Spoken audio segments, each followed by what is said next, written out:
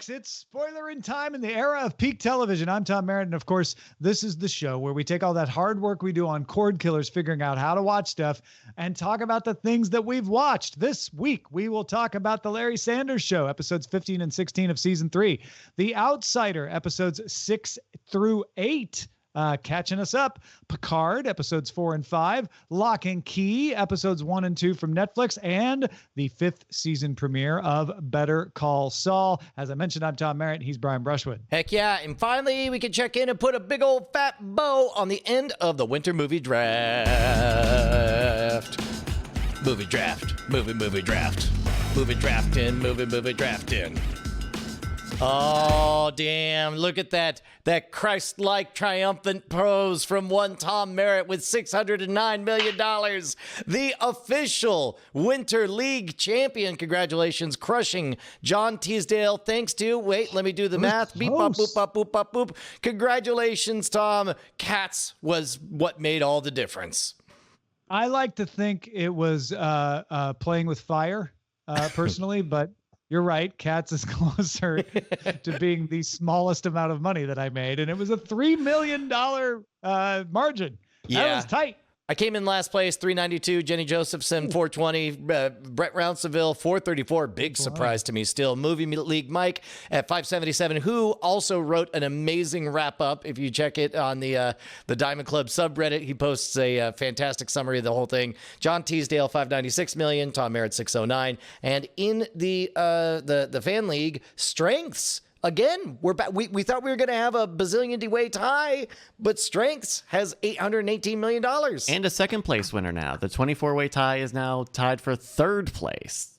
Wow. Also, Movie League Mike won the Last with 100 League, where you try to make the worst slate possible, $247 million. Should be pointed that's not the same slate that he entered in the actual competition. No. It's funny, he's on screen. So wait, who won the summer draft?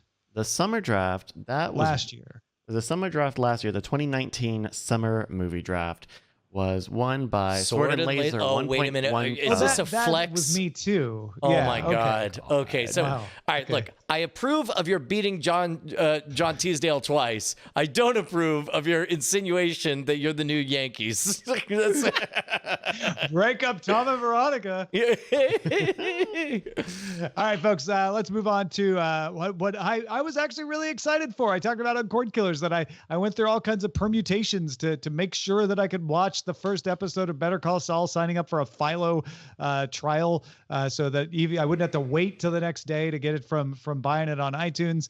And what was interesting is my wife is not watching Better Call Saul. She hasn't watched it from the beginning, but she was enraptured by the opening scenes because she was asking me all these questions like, oh, where is he and how did he get there and what is this? And it was great. How are you feeling? Let's talk about just the black and white open, which they always open a season with. How are you feeling about your predictions, thoughts, and anticipations for where that post Breaking Bad story is going? Yeah, it's my favorite part of the entire thing. I believe since the very first season, crossed my fingers that at some point the Better Call Saul story transfers over instead of just these brief flash forward events, that instead that becomes the actual story. Not as optimistic as I used to be that can happen because thematically and stylistically it would be a fairly big break, but it's my favorite part of the entire season. It's funny because I was a little bit, season 4 felt adrift at times to me. Once we lost our awesome villain in Jimmy's brother, that I wasn't really sure what the point was. But so in order, we got that awesome vignette, the post Breaking Bad vignette, and I loved it so much. I'm like, oh my God, I cannot get enough of this. And then I was and I loved where it went with the right amount of malice and like, is this a veiled threat or is this an overzealous fan? I really couldn't tell by the time it was over.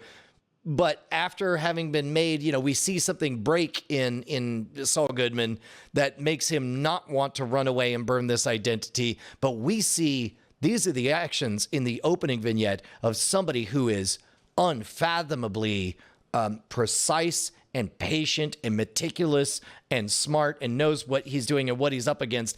And at one point, I remember thinking, man, wouldn't it be just easier to go to jail? And I think he had some version of that same thought. Right. And I think you're right. I think that really informs, because I was already thinking when he's on the phone that he was probably, and heartbreaking to see Robert Forster, but also heartening to see Robert Forster on screen again. But I got the idea that he was thinking, I just went through all of this. Do I want to go through it again? Like, I went through the fear of this happening and I took all the precautions.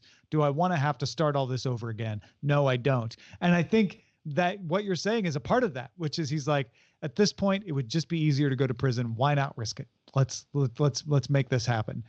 So I'm starting to come around to the idea that maybe we don't cross over this season, but maybe before the end of season 6, there's a, fast forward to let us really sink our teeth into this storyline, because it's like they just left us with the cliffhanger of like, oh, he's going to do some stuff. Like, this isn't just Saul treading water, Gene treading water. Things are about to happen, and now I want to see those things. This is definitely the last season, right? No, there's one more season. Next season 6 is it. Yeah. Man, then I'm going to cross my fingers that this arc, and by the way, so emotionally, once that flash forward vignette was over, we get back to the show. I'm like, oh, here we go. Let me guess. He descends into Saul Goodman. Instead, found it totally enrapturing. I realized this is going to be an excellent season because it's going to be about the breakup between him and Kim. It's going to be very painful. Here's what I'm hoping for, is they break my heart, and it breaks her heart to see him descend all the way into the cartoon character that he becomes. And what I would love more than anything is just a little setup at the end of this season, and the last season is all future. All they could get away with it. I do feel like they could get away with that. I kind of think Kim might die. The only thing that makes me think maybe that won't happen is that Saul doesn't feel that haunted in Breaking Bad. And so it doesn't quite jive that has happened. But maybe, Saul Goodman, he's good at hiding things. Maybe that's hidden, but there has to be a huge break between them to the point that they will never speak again. Right. And that is what I'm keeping my eyes out for, whether it's as extreme as her dying, or whether she just cuts him out of his life, or she moves somewhere else and never wants to hear from him again. Wouldn't it be amazing if she doesn't die, that she is who he goes to after Omaha in post Breaking Bad? Absolutely 100% fully expect that to happen. Here's what I think. I think that things reach a critical juncture where she says something to make him angry and leaves the town, leaves him, goes off to make a new life. I feel like everything makes sense about what he does. He doesn't care what kind of fool he looks like. He doesn't care how in over his head he gets. He doesn't care that he's constantly doubling down and increasing the risk to everything, because he has to show her that this was the only decision he could have made, that Jimmy McGill is truly dead. And anger will fuel you for a very, very long time. And maybe what we saw at the beginning of this episode is the breaking of that anger, and of him realizing, I just want, I'll work it out. Like, he's just going to go. The other interesting thing to pay attention to is we've seen more than once where Jimmy suggests doing something edgy, maybe over the edge, and Kim saying, no, you can't do that. And then Kim doing it. We saw that again, where he's like, yeah, I'll play like I'm from the DA, and that, that'll scare him into taking the deal. And she's like, no, come on, we're not going to scam my client. And then she ends up using it, right? Because she doesn't have anything. There may be a place we go where Kim, because she's not as good at this, gets busted doing something and goes to jail, or maybe has to go into witness protection herself. Or get disbarred. Yeah. Yeah. That would be a good anger point. Is she messes up, she gets disbarred because she's not as good at it. She blames him. and gets the hell out of town. And there's that lingering anger, like she says something terrible, like you will never matter, you will never make a difference, you will never. And then that's what fuels. I don't know. I think there's lots to work with here, and much to my surprise, there's an awful lot more story to tell after Chuck McGill has left the stage.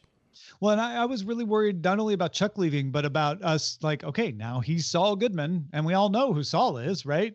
Like, that feels like that has to be the end, but it's not. So they also set up there's a long way for us to go to watch Mike Ehrmantraut descend into criminality. They make it very clear that despite his actions, despite how everything went down last season, he still regards himself as a man of honor. He's disgusted by the idea that he's a henchman on retainer for Giancarlo Esposito. And I think we're going to see his descent as well. Yeah, agreed. And that's always great to watch because he's a fantastic actor and it's an incredible character. Let's get on to Locke and Key. You finished the first 2 episodes. The first episode was the one that I've mentioned before, made me question whether I was going to keep watching and whether I liked this. The second episode started to bring me back in. How are you feeling? Yeah, I understand that the rules of television are different than the rules of comic books. And part of me is sad that the story as I experienced it in the comic book cannot translate. And so within the rules of the way you tell stories in television, all the compromises made so far, I'm okay with. The only thing I feel like it's lacking is if you're going to take away certain visual pops that are haunting images or beautiful art that exists in the comic book, then what you got to do is you got to give me punchier dialogue. You got to direct it in such a way. You got to cinematographize such that I feel transported into this kind of magical, strange world. The biggest change, and I'm sorry to be that guy, is in the comic books, it's not till like 3/4 of the way through that they address the fact that that all the adults have a hard time holding on to the supernatural things that they're experiencing, and they very quickly rationalize them, forget it, and rewrite the memories. This, they sort of, I guess they have to hit it just straight on right from the beginning. They do at the end of the first episode and again at the beginning of the second episode. I understand rules of television. I'm just feeling like it's still a great story. It's in the comic book, because I wouldn't say that like they answered that in these 2 episodes, but they did address it, and I think it would be very bad if they hadn't addressed it at the end of this by the second episode here. Again, like in the comic book, it is not even brought up until 3/4 of the way through. Like they're all like, why don't any adults notice this stuff? Yeah, because you're able to keep the POV, in a comic book a little more precise. So I understand. They made all the right decisions to bring people up to speed, so we understand the game, that there's a ladder of keys, and it's going to be fun to discover keys that do things or whatever. There's a mixture of the levity and the horror that the comic book was able to thread in a good way that I think we just need more time to see whether or not the TV show lands it. So I'm still kind of on the fence. I feel like it's most of the way there. I don't dispute any of the decisions being made so far. I just feel like what I crave is, okay, if you're going to take away the trans fats in this souffle, then you better add something else. And I don't feel like they added. Wasn't it souffles that got ruined because they banned trans fats? Was that a thing? No. Okay. Whatever. If you're going to take away the fats, give me more sugar.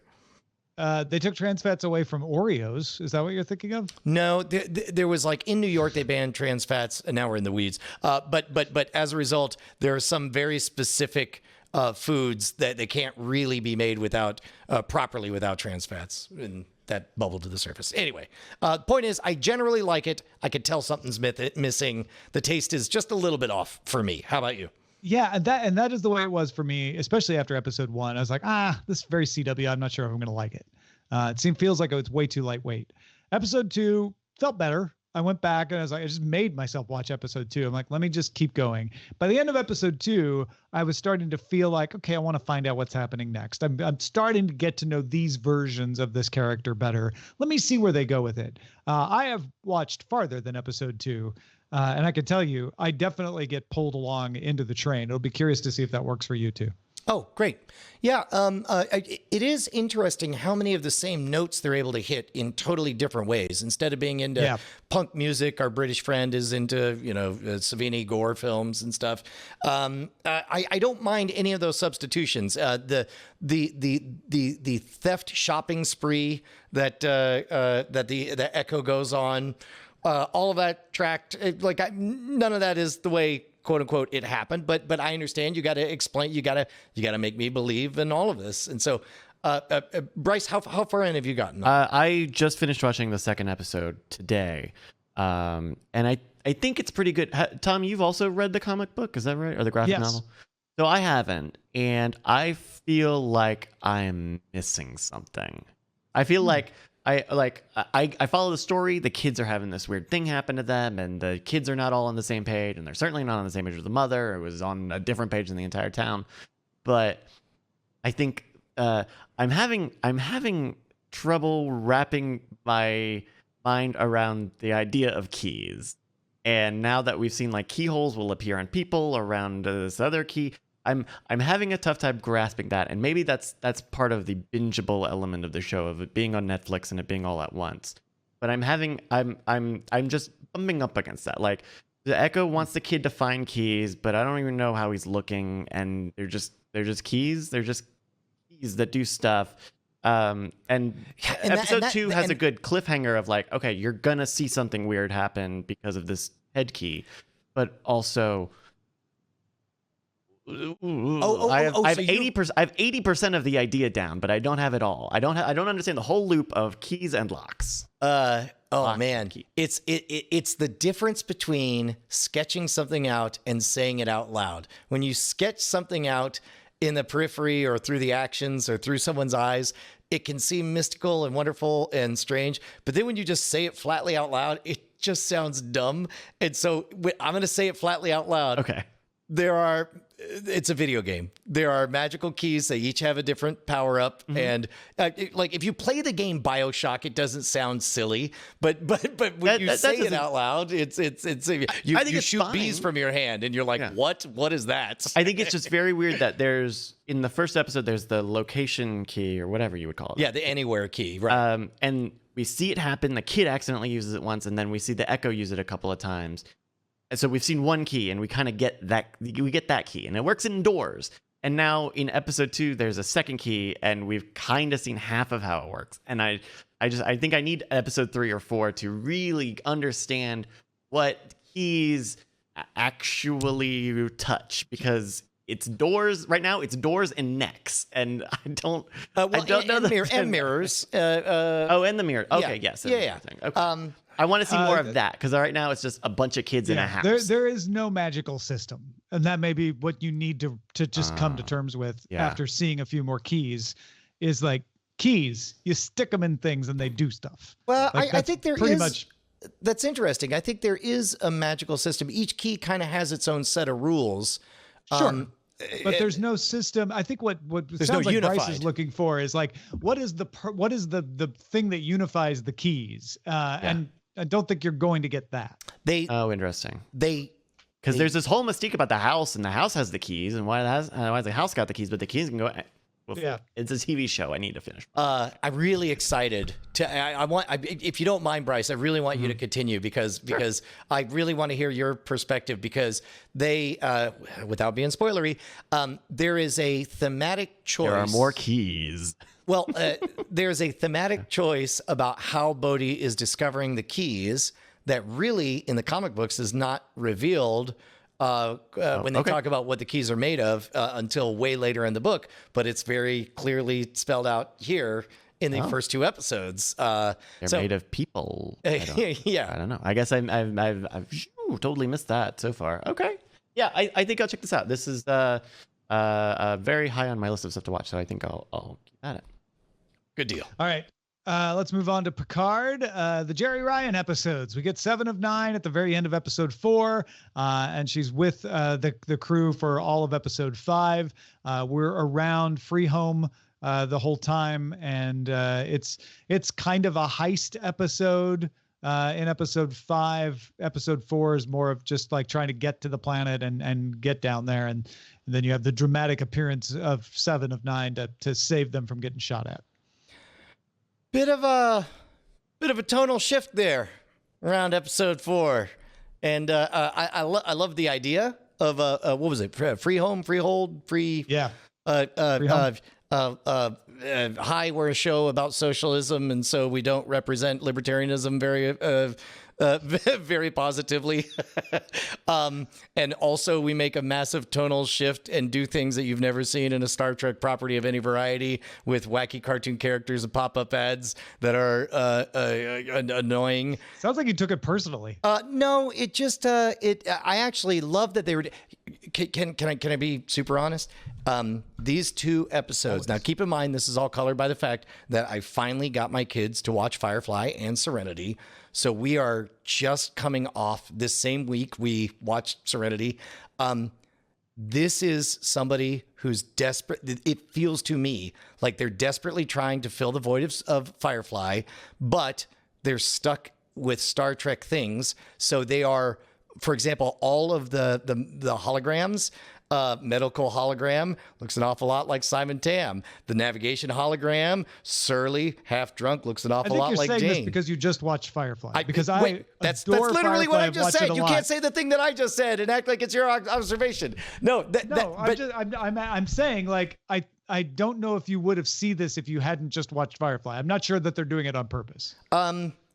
I mean, it is a crew. They're putting a crew together, but Firefly wasn't the first show to put a crew together either. So correct, but tonally, like I'm not seeing the Simon Tam stuff that you're seeing. Free Cloud. That's what it was. Free Cloud, not Free Home. Thank you. Here's what I feel. I in my imagination, it was all of the hologram stuff feels like, man, what if we had all the character archetypes from Firefly? But the problem is they had that giant ensemble cast. It was too many characters to keep track of. What if fully half of them were ship generated and all played by this one guy, who, by the way, is awesome. That one actor is great. Whether he's playing Logan, Prissy Logan, comforting Logan, drunk Logan, all of those, he's great. Never thought I'd be seeing a pimp hat in a Star Trek show. I just totally, I'm having a hard time. I think eventually I'll love this, Tom, but I'm really having a tough time. I don't think you have to or should, but you are not going to have the same experience as I am having. And it's going to be really hard to discuss this together because I'm not picking up any of the points that you're talking about, because I'm coming at this as, wow, this was awesome. Somebody took the EMH from Voyager and figured out how to do more with it. That's cool. I love that. Oh, and it tells us something about Rios because he made them all look like himself. Was that because it was the only template, or is it a little bit of, like he's got a little bit of narcissism going on? I liked the story on Vashti. I liked the story of Picard having to take responsibility for the fact that he abandoned them and abandoned a protege, and going through dealing with that a little bit in a TNG style of let's wrap it up all at the end. It wasn't as satisfying as I would have liked if they'd really built that up, but I liked that he had to win over that person and deal with a Romulan society that doesn't want him there when he's Picard. He's the one who's always been a hero, and now he's not a hero. I loved 7 of 9 showing up and meeting Picard for the first time. That was a dream come true for me. I teared up a little when I saw that. I thought the fact that 7 of 9 had to mercy kill Icheb from Voyager was freaking heartbreaking, and shows why she has become a broken person who is just out for some kind of revenge, and explains why she kills at the end. There's we don't have Star Trek characters that are Federation kill people, and 7 was Federation. So I enjoyed the hell out of both of these episodes. Yeah, and keep in mind there are parts that I love very, very much. I do love the idea of that whatever that radical honesty cult within the Romulans, who are renowned for their deception. Instead, it's just like no, I'm going to tell you flat out the whole truth at all times. I think it's really, really cool, and I like interesting reaction to that Romulan society for sure. And I did like the reveal that only if your cause is worthy, and the only worthy causes are lost causes. I was like, that's solid writing, not gonna lie. To be honest, Tom, I just feel this energy mismatch whenever it goes over to Picard, because it's like there's a show that's largely freewheeling, action-oriented, character-driven, and then all of a sudden Picard is this giant injection, like that clumsy segment when he explains, well, everything I always did in The Next Generation indicated I hated children, but now I'm sentimental about children. Let's not worry about that. It's I love that. I think that was great. I think every time Picard comes on scene, it's like, yes, we're not trying to recapture Picard. We're showing what an old man looks like. We're showing frailty. We're showing rationalization. We're showing that a life isn't heroic from beginning to end. There aren't statues of you. I love it all. Yeah. Okay. I'm trying. I want to love it. I'm trying to love it. There are moments I love it. And then they just get a little too silly with the French accent, and there's a mismatch of like I'm almost ready to see a solo episode where everybody under 40 goes on a away mission together.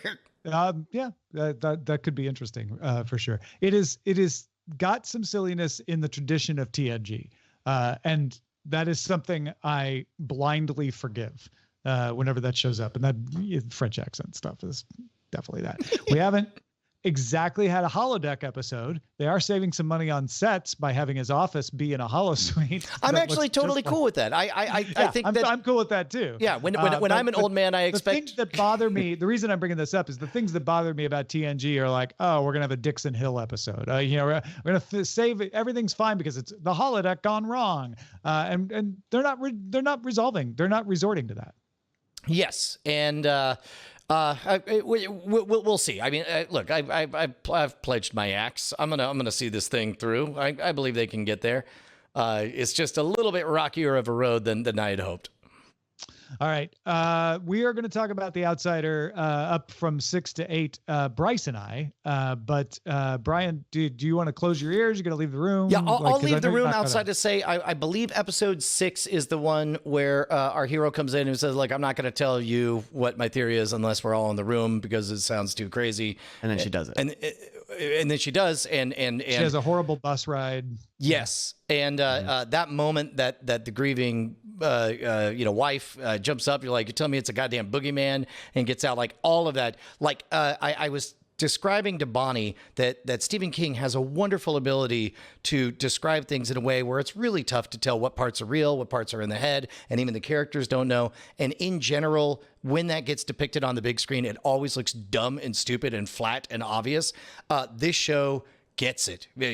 Just the right amount of dream logic stuff and forgetting where you are and even who you are at times. You guys were right. Episode 6 is the one that got me fully on track, and it's only a lack of time that has me behind. But hopefully next week I'll be all caught up. Yeah.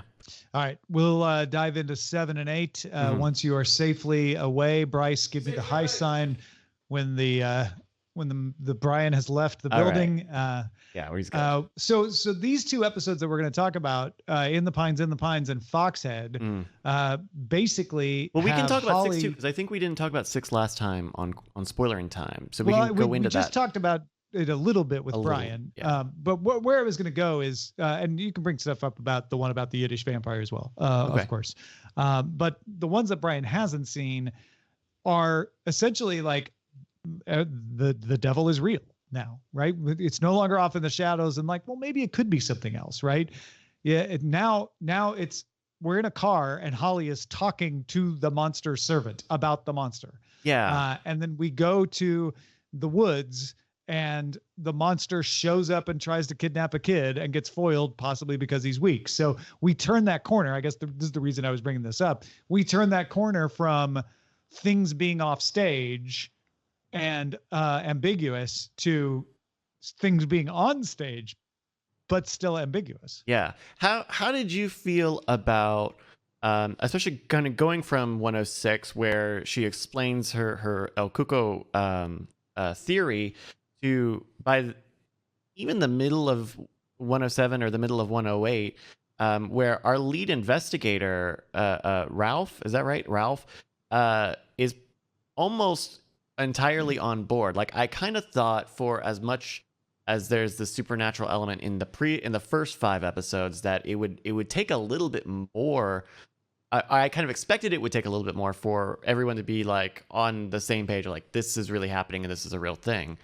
I kind of liked that they kind of got that over with and just like, yes, we all see it. It's the detractors are now on board. Like, how did you feel about kind of that pushing forward of the story? It was a little fast that she, shines a light against a chair and he's like, oh, well, I guess everything's true. All right, cool. But I did not like that in the Pines and Foxhead, we bring it up again. They're like, really? Are you really on board? Why are you coming? Like, kind of make him prove his point. And you get the idea that he's still not comfortable with the agreement and thinks there might still be an explanation outside of El Cuco.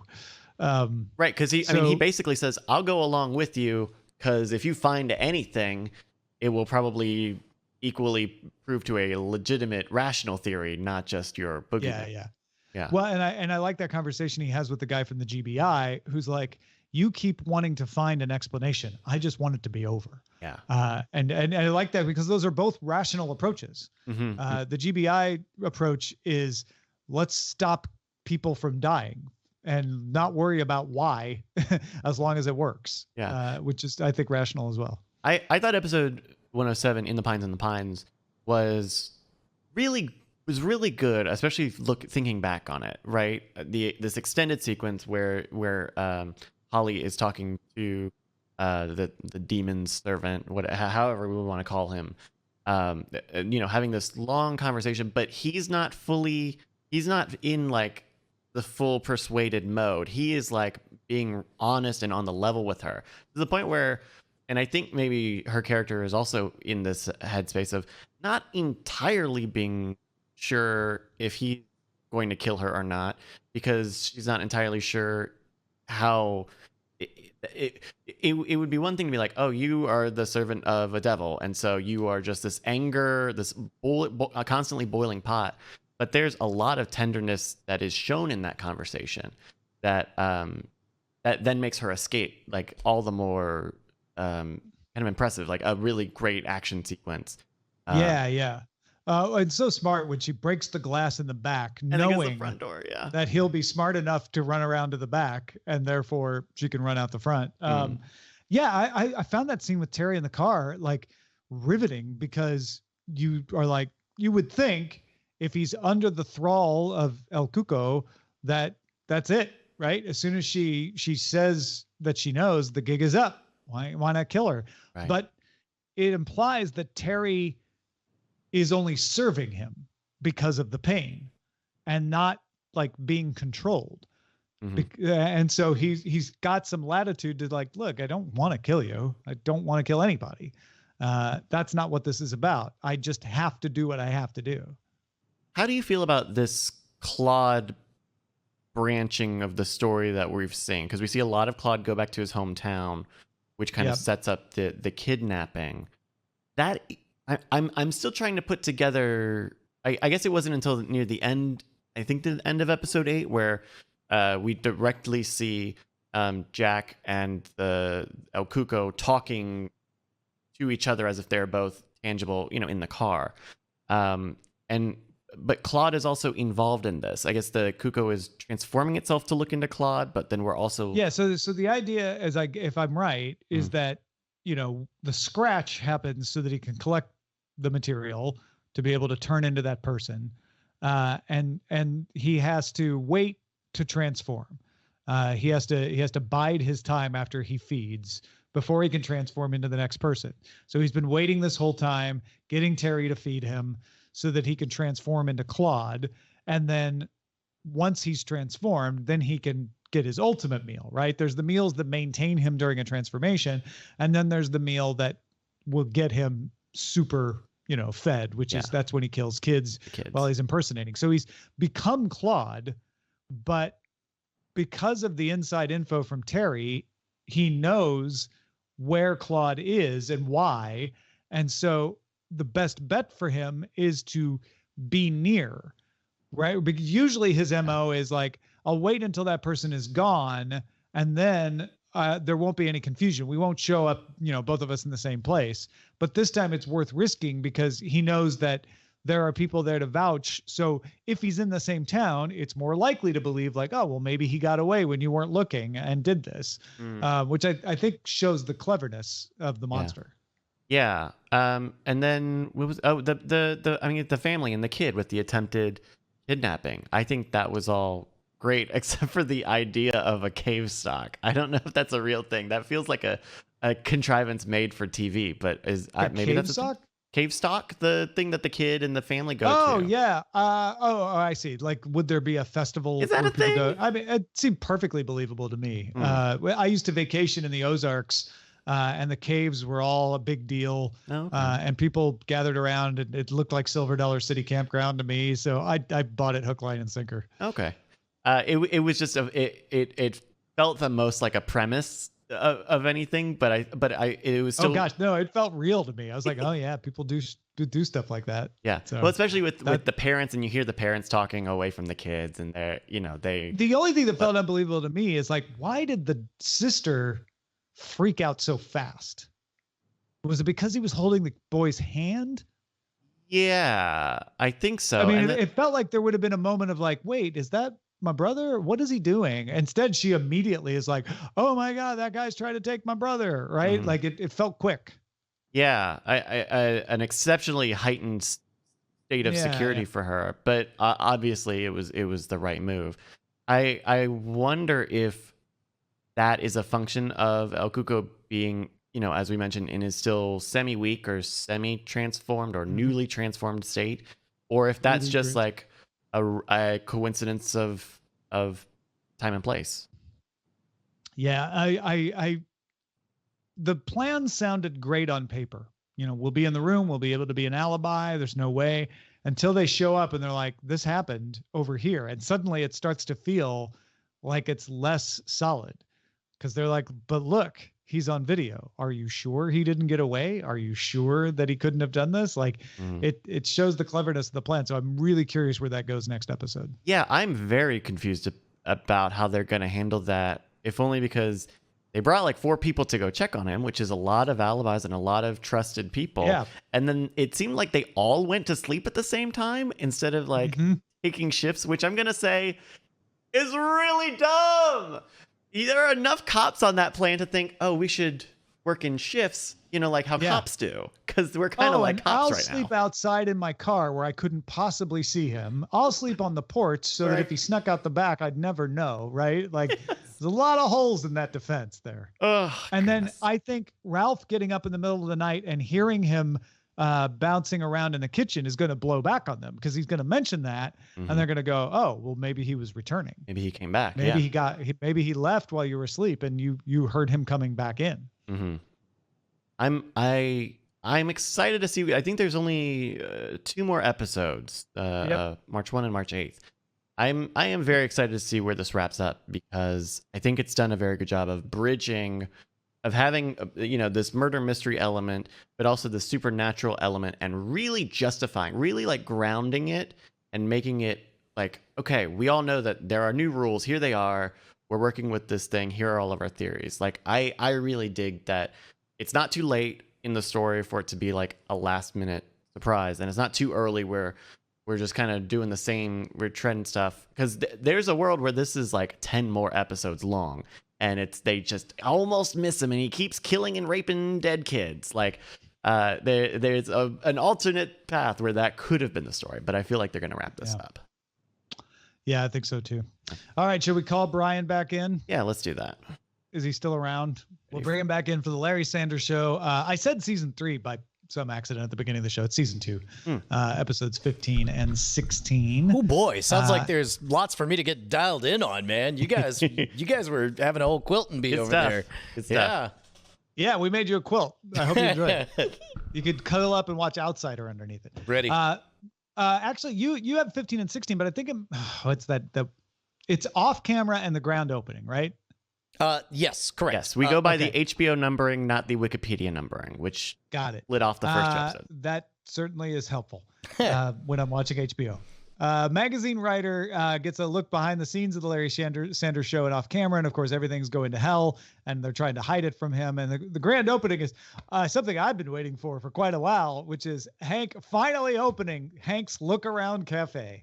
Yeah, I guess we can go in reverse order. The Look Around Cafe, it was a fine episode that certainly was teased to go exactly the way it went. I almost wish that he would have never opened it. If it would have just continued to be something he would eventually open someday. It was almost disappointing to have it open, but the fact that he missed his own opening, it's like, well, if you're going to open it, that's a good way to do it.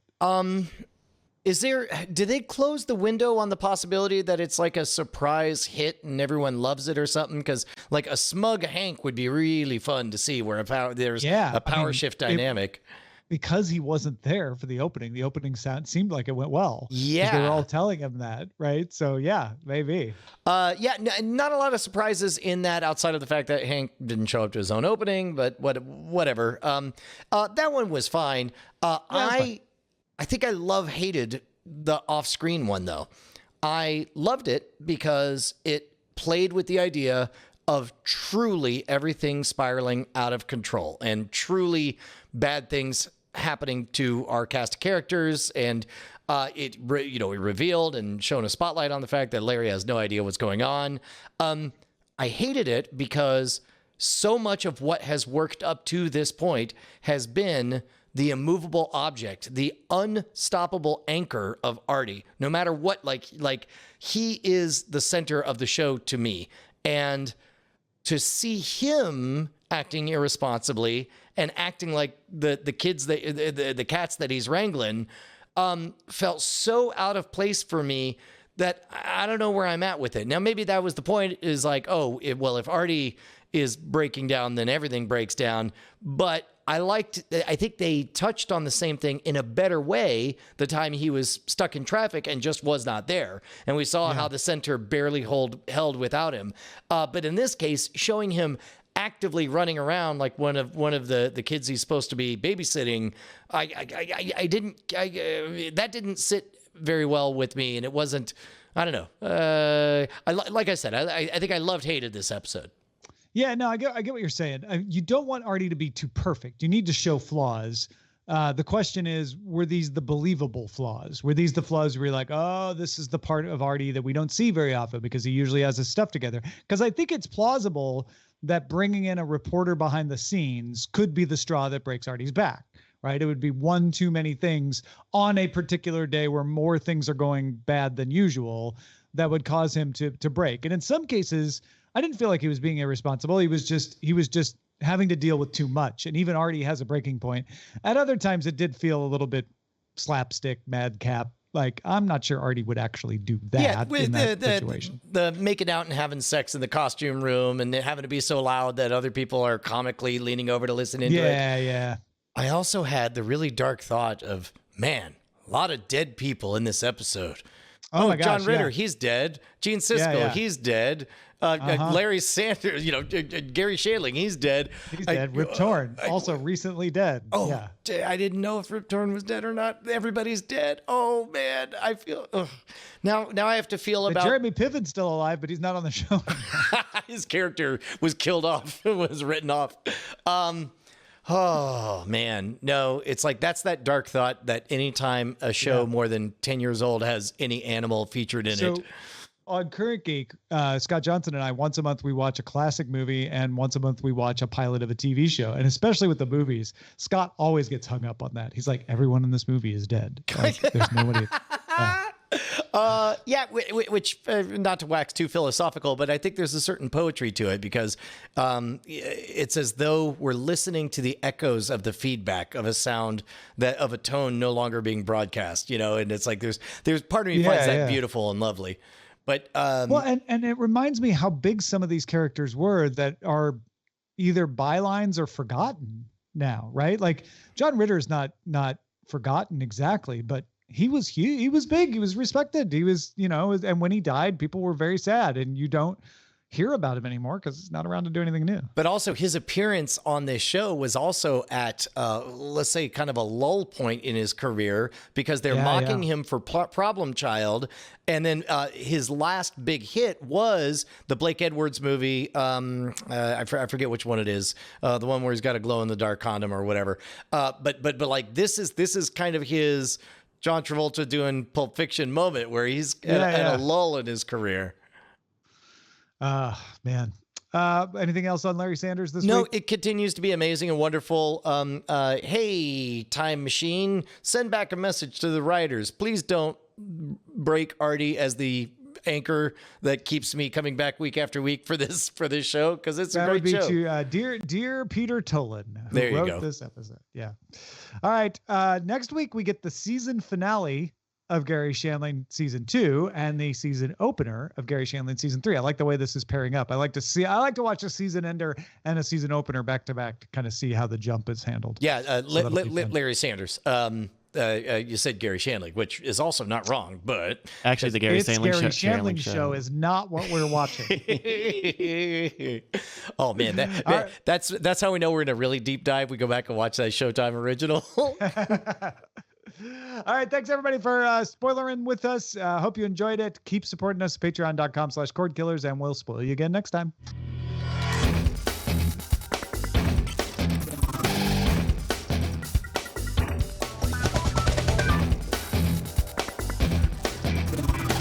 Diamond Club hopes you have enjoyed this program.